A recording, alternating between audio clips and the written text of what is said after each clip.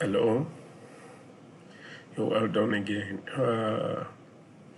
This is Value Propellers. We still continue on the matter we've been discussing on Made for Value.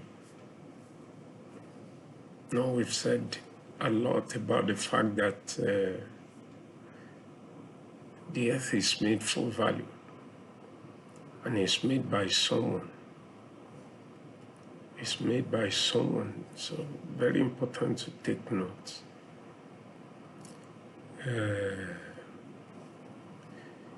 It's important for us to note the frame of the earth and understand how to engage it.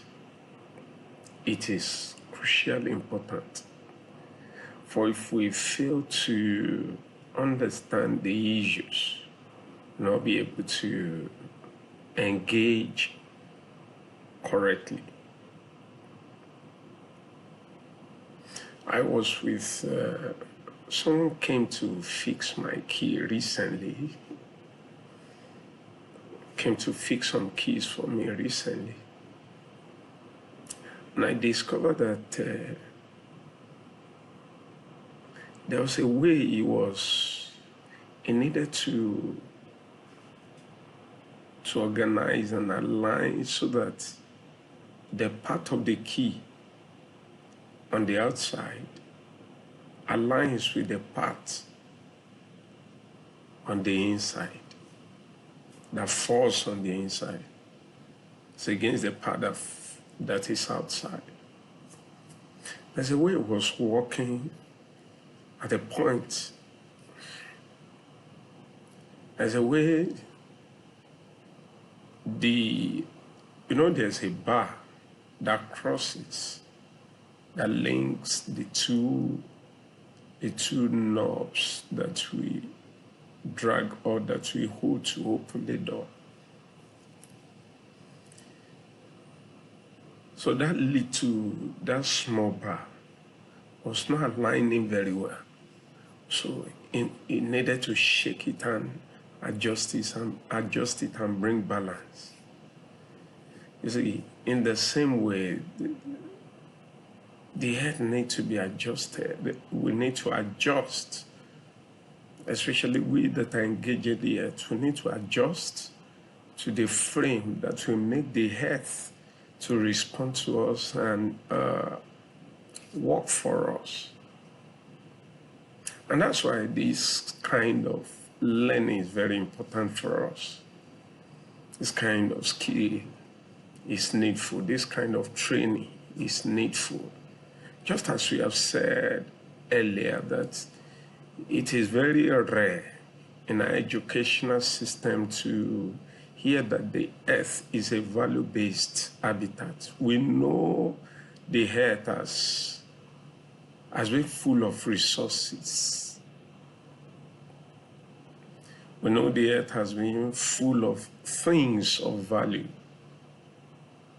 But we have not been able to harmonize our frame of thoughts, our frame of engagement to know that the earth itself, why it is filled with things that afford us value, that returns to us their value, that yield their value to us, is because the earth itself is made in a certain frame, which is value. It bears a value frame. So the earth is first a value-based habitat. That is why it is comprised of things of value. It is filled with valuable things. And if you have considered the previous things we have talked about, we said the earth is a value-based habitat as made from the mind of God basically has two implications. That the earth is made a value-based habitat has two implications. One, that the earth is made with an intent of value. God has an intent for making the earth. Two, God made the earth valuable with resources resplendent in it, filling it, saturated in it, comprised in it. As a matter of fact, in that previous teaching, we were able to establish the fact that there's nothing that is called useless on earth. There's nothing called useless or worthless actually on earth. So what we need to do, and we were made to understand that what we need to do is just to change our frame of perception, our frame of thinking about it, and to probably change the state of the thing. There was a time they had to be doing many studies about the EU, the burden, because the burden about plastic materials. I remember watching many documentaries about the fact that the plastics were causing nuisance. And they were agents of pollution in the body of waters. But in the course of time, I don't think there's much of that ado about the fact that plastic is a nuisance again, because we have now had a change of perception of it, and we have been moving it from a state to another state. And so its new level of usefulness has emerged. We have now begun to derive another level of value. See, what we have just used as an example now is to let us know that there is actually nothing useless. It's only that their value is a principle. Is a principle of value. It's a principle of value. There is nothing useless. So very important for us to note that. So back to what we need to engage this time around. Now, I want to consider further in our study, since the earth is made for value, and everything in it by which the earth is called value-based habitats, they are also valuable. Which means, in as much as the earth is made for value, the things in it are also made for value. When something is made for value, there are things to consider around it. When something is made for value, there are matters to consider around it. And it's important for us to take note of those things. When something is made for value, number one, we need to know the one who made the thing for value. Now, it's very important for us to take note of this, because if we are not having the knowledge of the one who made the thing for value, now we are saying he made it. Then he made it for value. So there's need to first of all understand the mind of the one, or the nature of the one. Two things we have mentioned now: his mind for making it for value, then his nature. Because every manufacturer transfers his nature, his person, into what he has made. That's a very powerful statement we need to take note of. Every manufacturer of a good transfers his intent, his nature, his person into what he has made. That's why you can almost see how you can decode how excellent or how shabby and careless and nonchalant someone is in the way he makes something. In the way he makes something, whether in the way it is packaged, or in the way it is made, or in the way the concept was developed. For everything that is ever made, it traces back to tell us the nature of the one who made it.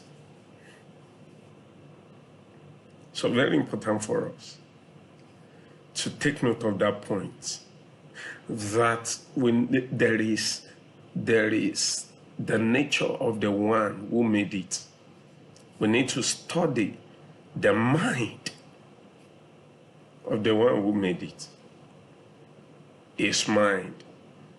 We must understand his system of thought. We must understand his frame of thinking. We must understand what he's trying to bring forth, by which he made that thing. Very important. Very important. And that's why he put a manual into that which he has made.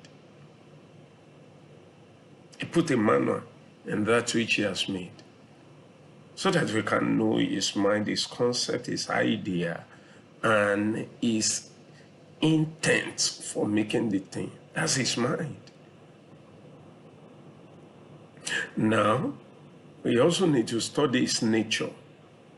His nature. Now, for example, yesterday, the last time we were considering the matter, we're talking about the fact that God said he made the earth. The things that he made in the earth.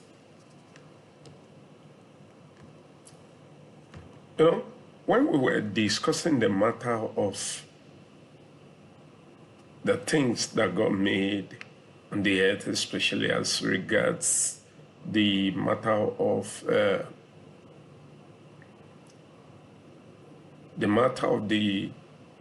land, the trees, the herbs.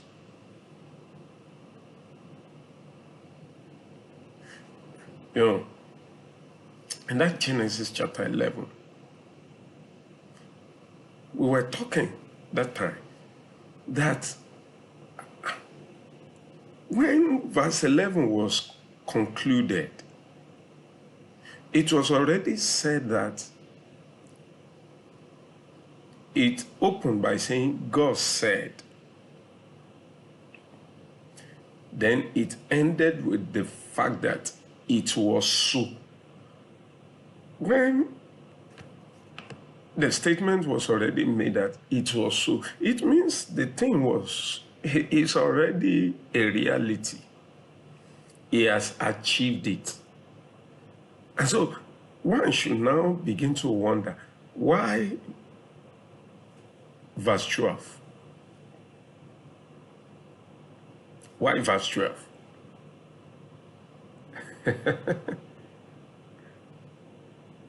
And we understood the reason for verse 12.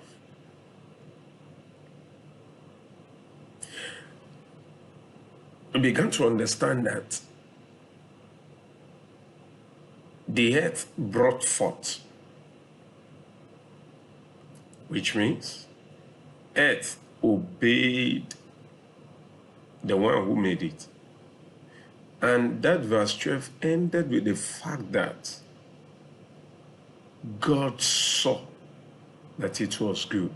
Now, what you want to bring out of this is this. From that statement of what God saw that it was good,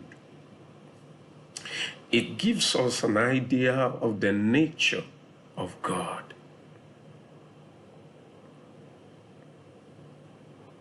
Give us the idea of God, of the nature of God. Because it takes somebody who is good, whose sense of judgment reflects goodness, to adjudge something as being good, to pass a statement and say that this is good.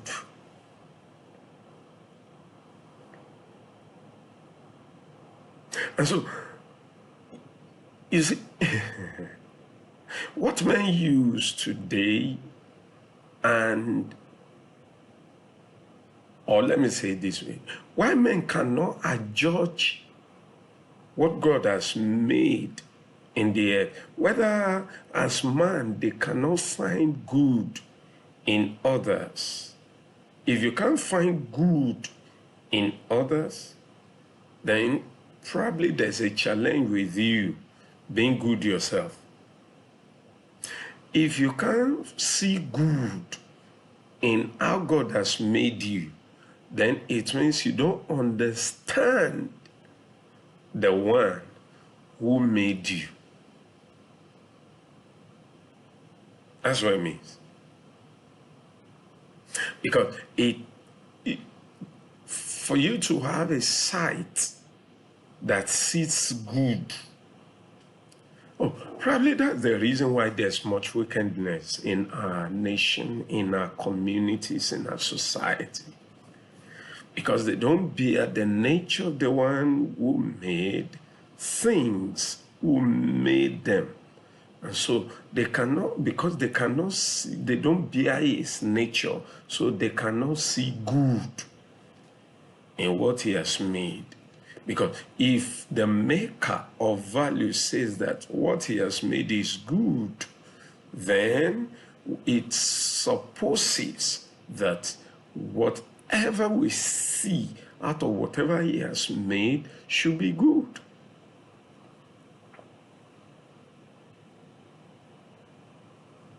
Should be good. And that's why we fall victim of the challenge where what God is seeking to use to make good for us, we make evil of them. And that's why one of the ground of judgments, in fact, the principle of God's judgment is lack of appreciation. Lack of appreciation. We don't have sense of appreciation. To know that everything is working together for our good. And that everything God is doing is actually good.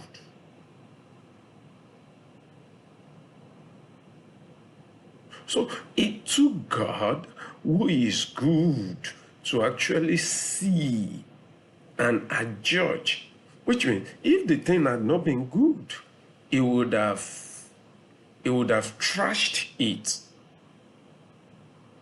and remake it. For example, in Jeremiah chapter 18, God sent his servant, the prophet Jeremiah. He sent him to a potter's house. And he said he should go there. That's where he will teach him, he will give him the word of the Lord. And as he was at the potter's place, he saw that the potter was working on the wheel. And he saw that he made a vessel. But the vessel got mad. It got mad. And so he had to crush it and put it back in the wheel and remake it. So I use that particular story to portray the fact that if God has seen that what came out of the earth wasn't good by its nature of being good, he would have said, this thing is not satisfactory to my standard of good, and so I need to trash it and rework it. And so it takes a nature to state that something is good.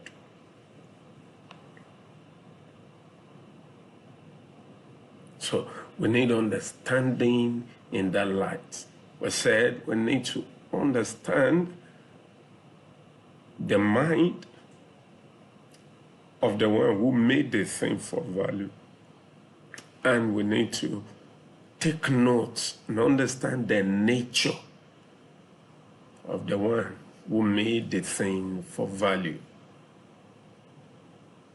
So we mean God himself is a value. That is why he made the earth for value. God himself is a value. God is a necessity. God is just as he is invaluable, in the same way he is a value unquantifiable. So it is from his nature of being value, of being a value, or of being the value. That's where what he made, the earth that he made a value-based habitat, derived its value. Very important for us to take note of this. Now, number two is that there are, for everything, when something is made for value, there are investments to make it a value. There are investments that have gone into it to have made it a value. There are investments that have gone into it to make it a value.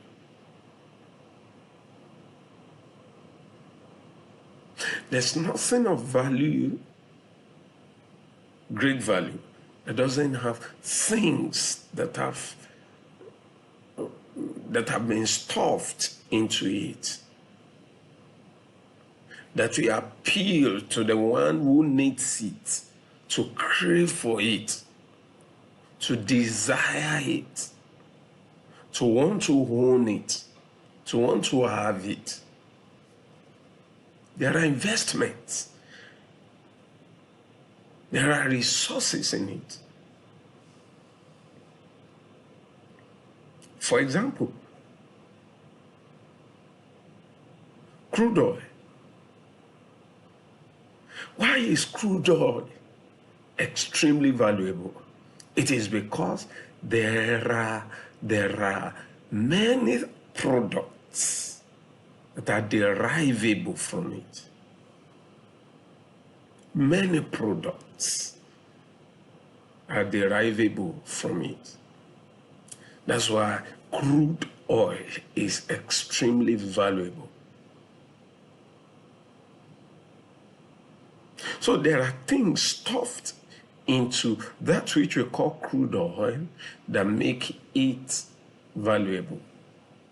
And the same way, the earth that is made for value, there are things God puts into work to make it valuable. For example, priority. In anything that is made for value, there are priorities.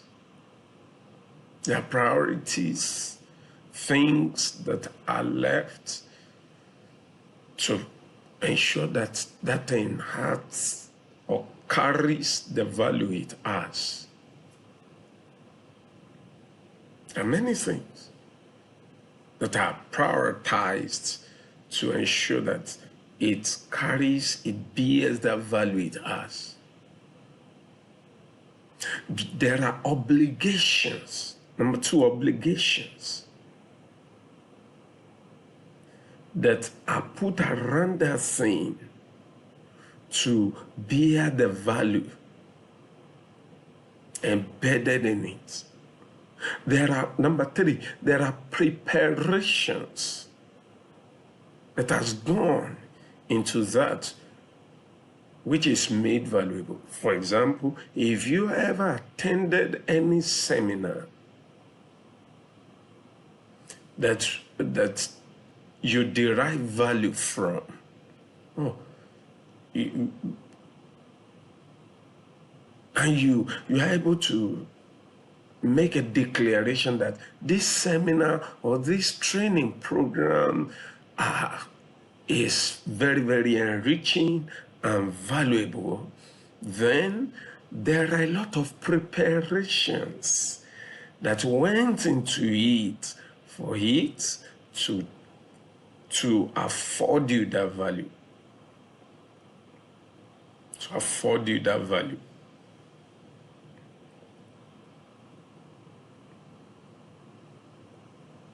Number four, there are processes around anything that is made of value. There are processes it has gone through to come up and become a value. There are processes.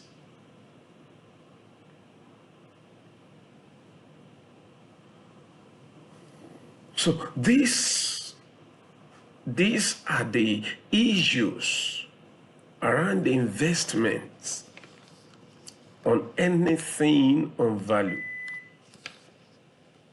If anything is made for value, there are many things that have gone into it, and many things that have gone into making it a value. Number three, when something is made for value, the system of keeping it is great. There's nothing of value that is not properly secured. No. For anyone who has jewelries of gold, don't just trash it and throw it anywhere. No. You keep it, you guard it.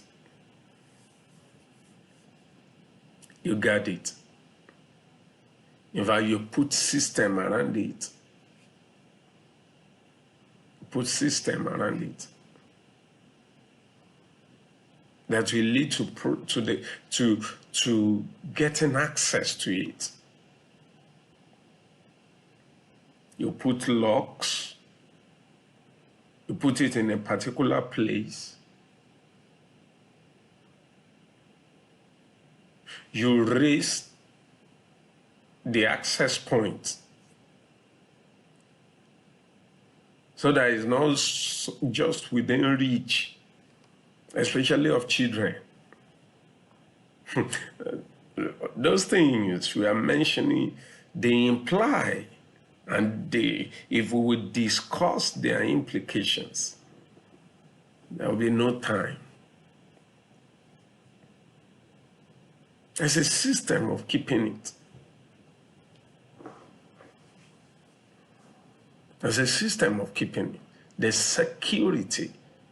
You see, for God, who has made the earth a value-based habitat, who made it for value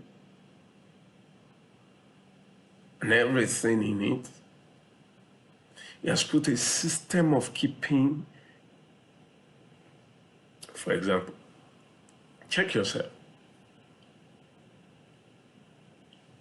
For a whole year, that you have walked through the road,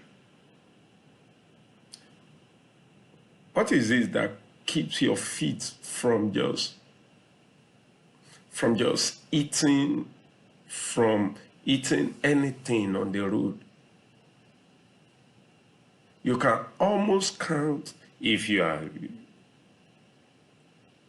an elderly person, you can almost count number of times in a year that you hit your leg on anything. What is keeping your legs from just hitting anything? You see, we need to think about these little things. Why is it that you are not just falling away? Let's forget the idea of our frame, our mind. But yet, you have hit your leg on a stone or anything at some point in time. And sometimes you even wonder, why did I hit my leg? You see, there's a lot of security around ensuring that you function properly, because you are a value.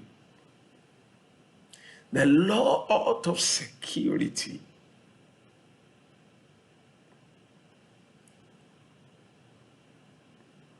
For example, the Bible says the angel of the Lord encamp around those that fear the Lord. It's as the walls surround Jerusalem, so the Lord surrounds his people. The system of keeping. Now, then another place, he said, he who keep Israel does not sleep nor slumber. The system of keeping what is made for value is great. That's what we are trying to say. A system. You can't just barge into CBN, Central Bank of Nigeria, and just go and carry the money, the mint, even though it is supposed to be ordinary paper, as it were. But because investment has gone into that paper to become an instrument of value. So there is a lot of system around it to keep it. The system of keeping it is great.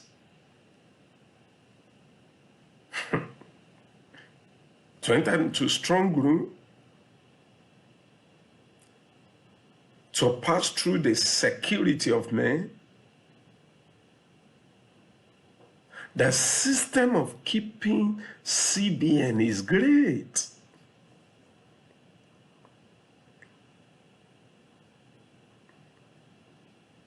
The system of keeping the number one citizen of the nation is great. When anything is made of value, there is a system of keeping it. There's a system of keeping it.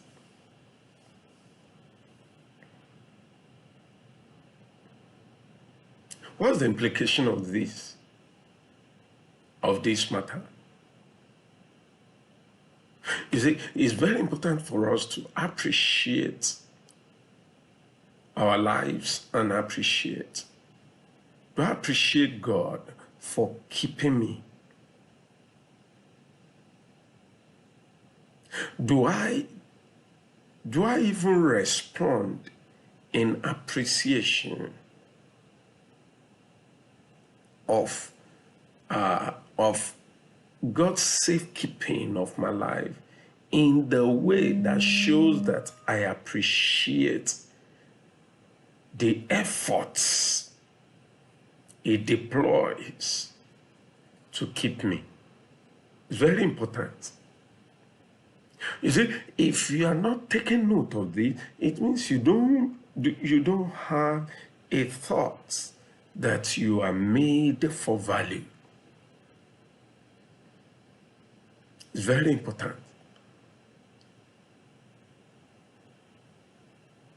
And maybe in this part,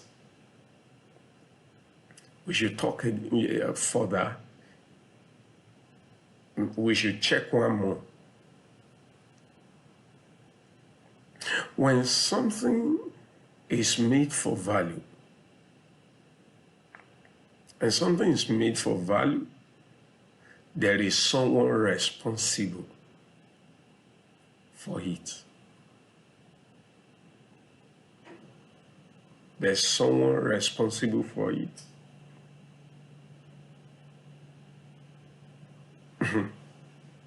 When something is made for value, there is someone responsible for it. Now, this is in two-way. Is a two-way thing. But before we talk about the fact that, about the two-way matter around it, must understand the fact that what is not valuable is kept anywhere, and nobody minds what happens to it. Nobody minds what happens to it. Haven't you felt bad that nobody mind you, think of you, take care of you, give you attention at one point or the other? I know you have been concerned at one point or the other. That is to tell you that you are a value. Because there must be somebody responsible around your life or for your life. In fact, if you see any man who doesn't have anybody who is responsible for him, then you should be afraid of him. I don't want to talk into this because, for example, we are battling an issue now where there's somebody that we are having challenge around finding information about him and around him and try to trace him.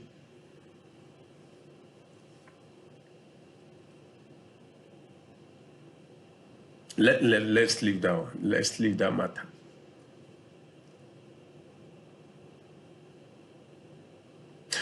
There's a statement that I came across some time ago, and that statement has taught me a great lesson. I said there are two major fools on this earth. He who listens to every person is the number one fool. And he who listens to no person is the number two fool. Why? Because if you will live a life of value, there must be a responsibility around your life where someone is responsible for you. That leads us to the two-way thing. Now, for anything that is made for value, there is somebody responsible for it, and there is somebody responsible in the use of it or in its engagement.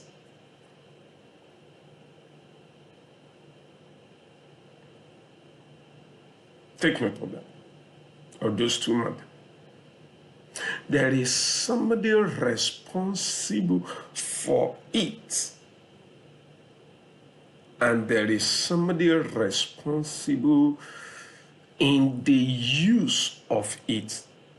Now, earlier we talked about the fact that anything that is of value, that is made for value, has a system of security, has a system of its keeping. Now, in that system of keeping, it means there is somebody responsible for keeping it. For keeping it.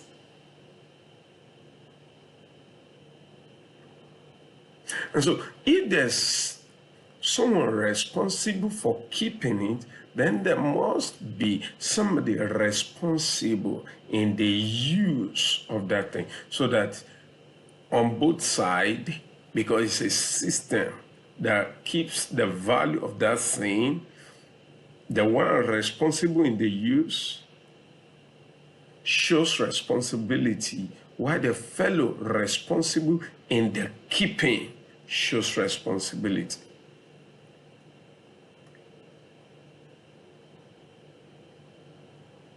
You see, we have many people on this earth who don't have somebody responsible for them. And if you see that those kind of fellow, you see that they have little or no value. Because on this earth, if anything will retain its value, there must be this two-way approach. There must be this two-way approach. Check it. Anything that doesn't have these two systems of responsibility can never last. You see, the reason for the instruction of God to children to obey their parents is this matter of value. In fact, is this matter of value. So that somebody can be responsible for you. Responsible in keeping you till the time when you now assume responsibility for yourself. And you see, even when you think you are responsible for yourself, there is still a system of responsibility. If you will sustain your value, there is still a system of responsibility that doesn't take you away from someone being responsible for you. Whether your boss in the office or your teacher in the school, there must be a system of responsibility for anything that will be made of value.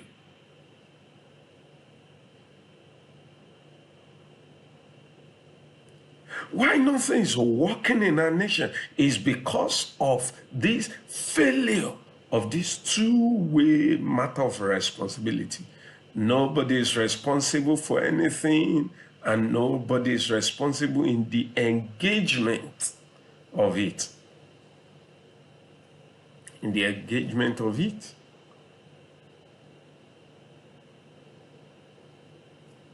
Nobody is responsible.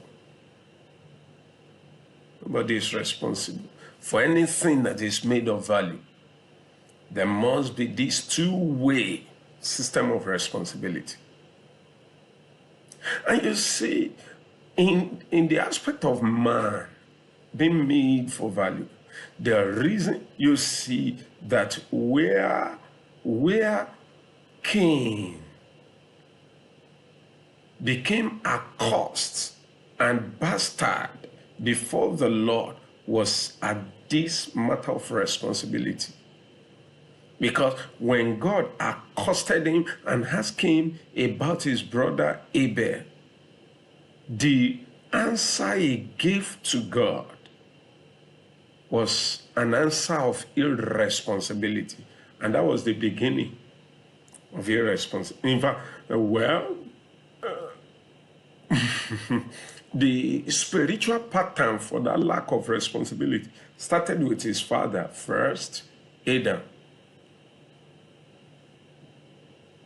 where he failed to take responsibility but was making excuses. You see, what fuels irresponsibility is two grants. Either an excuse or an affront. Excuse or affront. Affront through pride. Affront through rebellion. Excuse could be minimal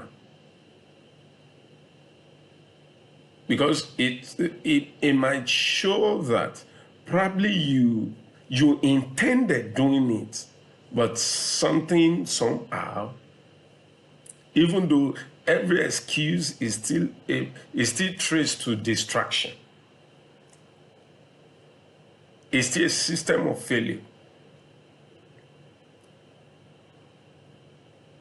But what we are saying is this: every act of irresponsibility is traced to two grants, either excuse or affront. Excuse of ignorance, excuse of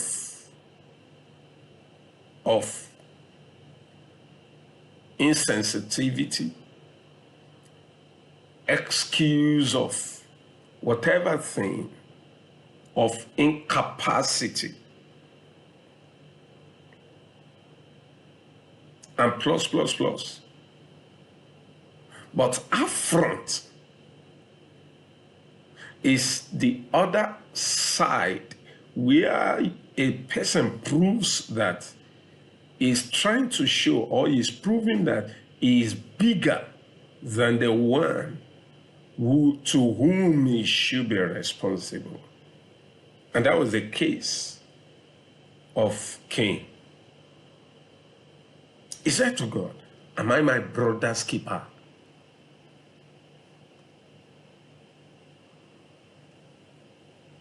As a statement of irresponsibility.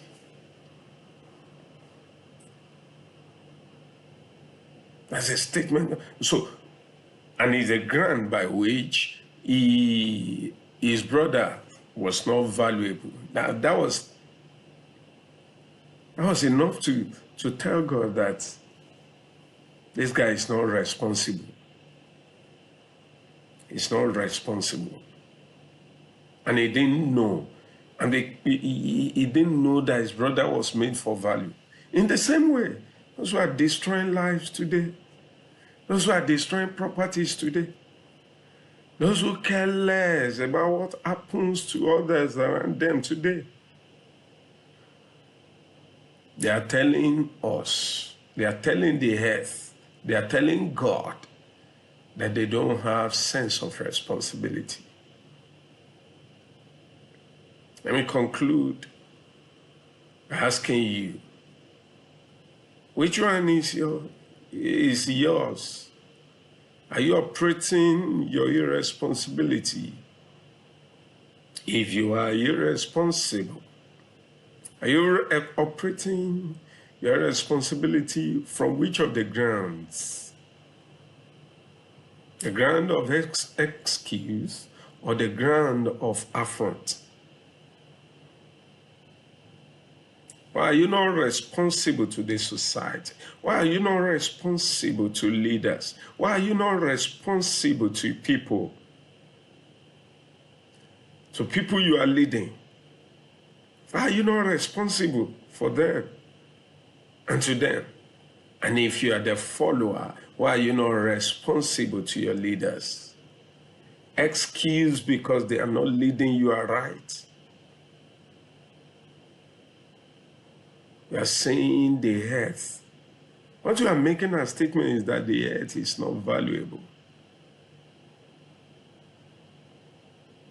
Please consider this. Consider these things. And have a change of perception and view of living. I pray God will help you.